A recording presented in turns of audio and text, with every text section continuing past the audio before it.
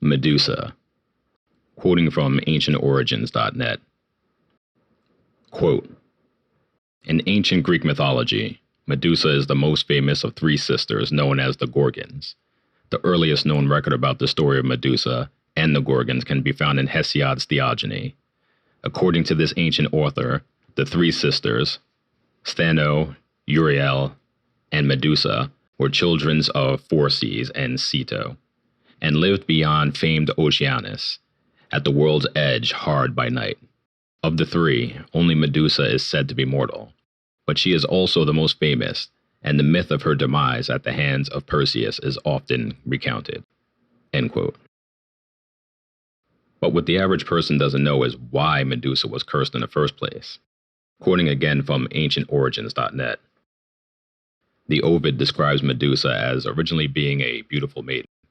Her beauty caught the eye of Poseidon, who desired her and proceeded to ravage her in Athena's shrine.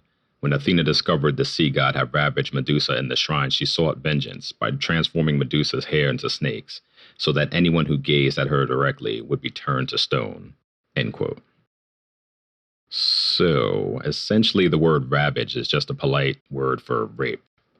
So yeah, Medusa was overpowered and raped by a male god, only to be punished by a female god. Later, she is viewed as a monstrous villain and killed by a man who is viewed as a hero. Tragically, the injustices portrayed in this myth are remarkably similar to how rape is handled in the mundane, or if you prefer, the real world. Anyway, that got me thinking. The story of Medusa requires a reboot. The way I see it, this can go in one of two ways. One, Medusa's origin could be rewritten from her perspective so that the reader feels empathy for her and for what really happened. Or two, or really I think and two, as both ideas should really be done. Medusa should get justice, and ideally, at least in large part, by her own hands. Or perhaps it's wiser that Medusa and similarly wronged female heroines could work together to achieve justice. Or if you prefer, some bloody revenge. Well, that's it for today's Ideas by Andre. Peace. Ovid.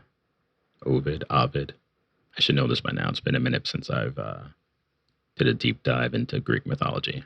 Pretty sure I mispronounced most of those names. Oh well. I'm trying desperately not to be a perfectionist about things. Otherwise, I won't get anything done. Anyway, peace.